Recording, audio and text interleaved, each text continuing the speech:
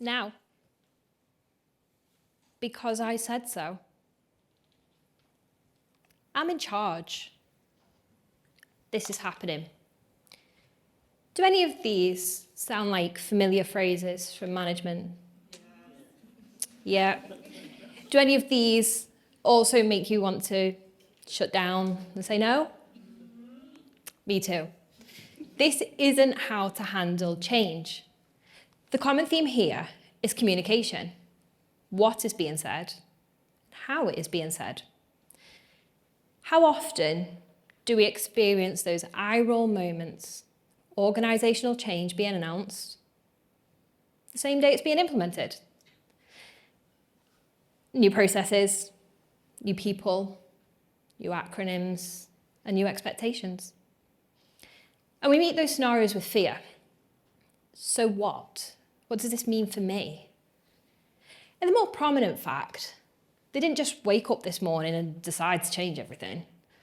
But that fear is preventable by moving the conversation sooner and closer to the people who are impacted by the change.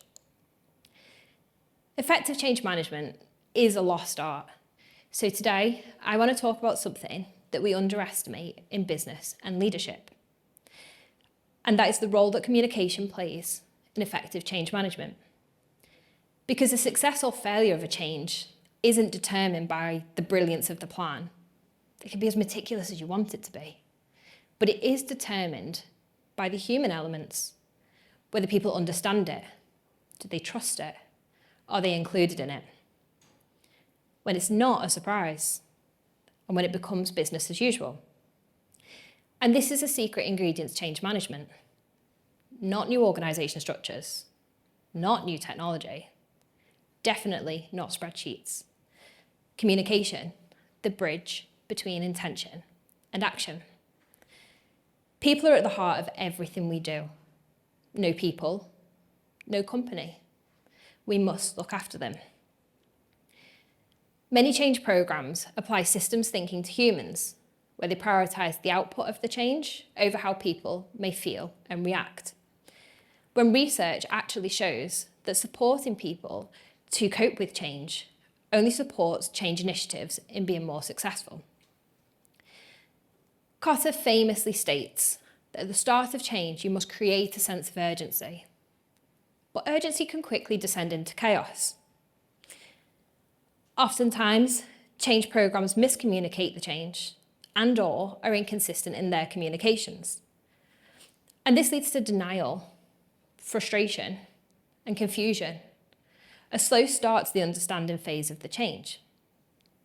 And with this being overlooked early on in the change programme, it can lead to thoughts such as, this is bigger than I thought, through an overwhelm of information, or lack thereof, from different sources.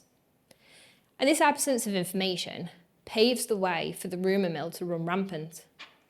Am I losing my job? Do they know what they're doing? Here we go again. It is important to make prevalent the notion that the change in question isn't happening to people, but with and for them. Little, often, and clear communication wins. But just telling people that things are changing is not enough. And this is where the what is being said comes to the forefront. We must root our communication in purpose. Contrary to Cotter, rather than just create the sense that urgent change is needed, but we must really articulate, why is that change needed? As Simon Sinek says, we must start with why. Purpose appeals to humans, emotion appeals to humans, and logic appeals to humans. I'd like you to think back to my opening statements. Now, just do it, because I said so, and this is happening. What panic that causes, not knowing why we're being asked to do something. And sometimes the why might sound like this: to save the company money, to keep up with our competitors, and because I'm moving roles. Nonsense. That why is the corporate and organisational jargon, but is not the true reason that matters to the recipient of the communication, aka the people on the ground living with the ripple effects of the change. We must make it matter to them. So how about instead of to save the company money? It sounded like this. We acknowledge we're not doing so great, so we want to really invest in the areas that matter, not so much in the areas that don't, and make us remember why we all applied to work for this company in the first place. And how about instead of to keep up with our competitors? It sounded like this. Our competitors are good. We don't just want to keep up with them. We want to beat them. We're going to focus on our opportunities to really finesse our professional interests and skills, put us at the forefront of the market. And how about instead of because I'm moving roles? It sounded like this. We've got a great opportunity to bring a new perspective into leadership and a refresh on how we do things here, and we want to hear from you.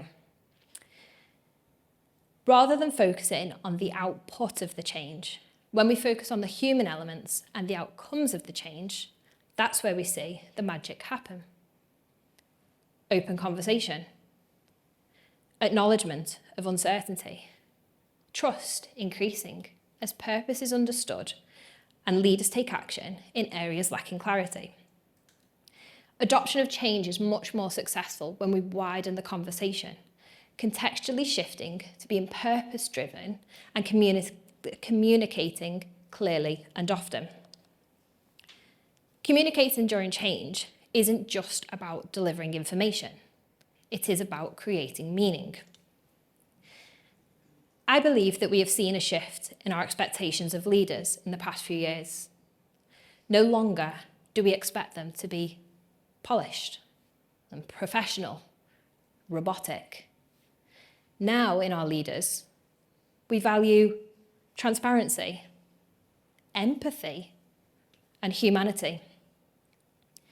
And it's okay for our leaders to not know all the answers, so long as they acknowledge this and we trust that they will get us them. Credibility is super important for people to buy into you and in turn, your change. This is where repetitive communication is really useful. Update teams frequently on where the change is up to. Create a timeline on when change day could be expected and what this may look and feel like.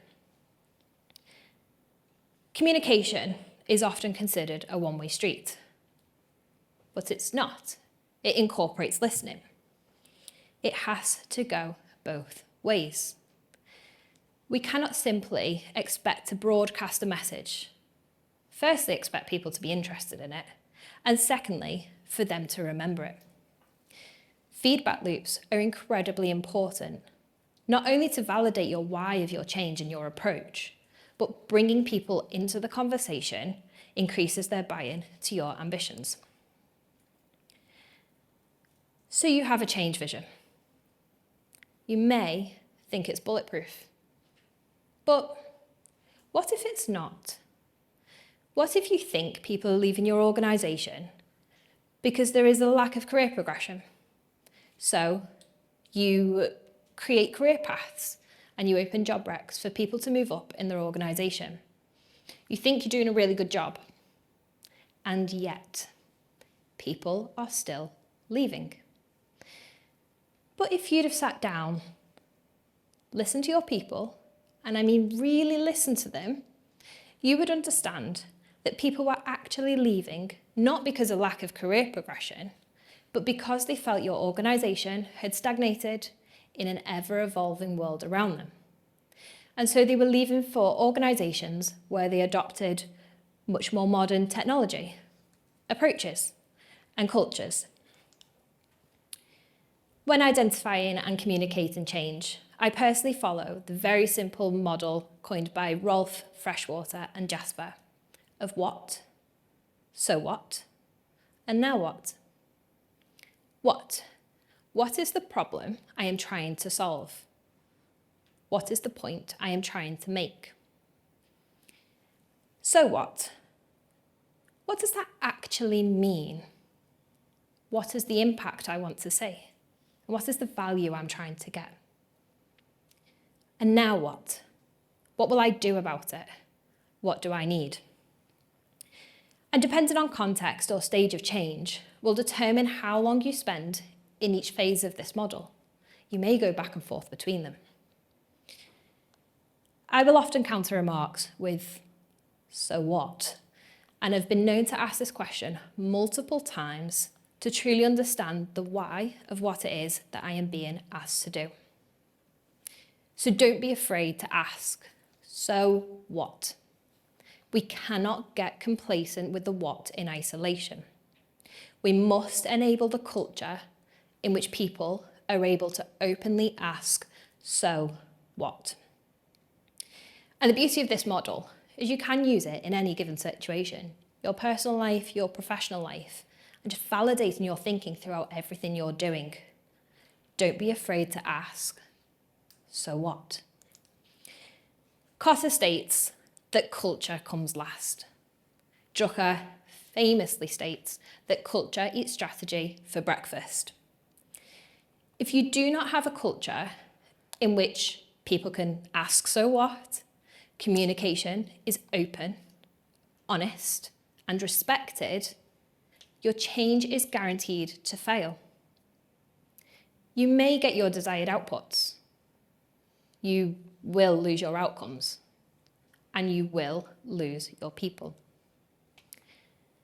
So, change management isn't actually about managing change after all. It's about leading people and humans.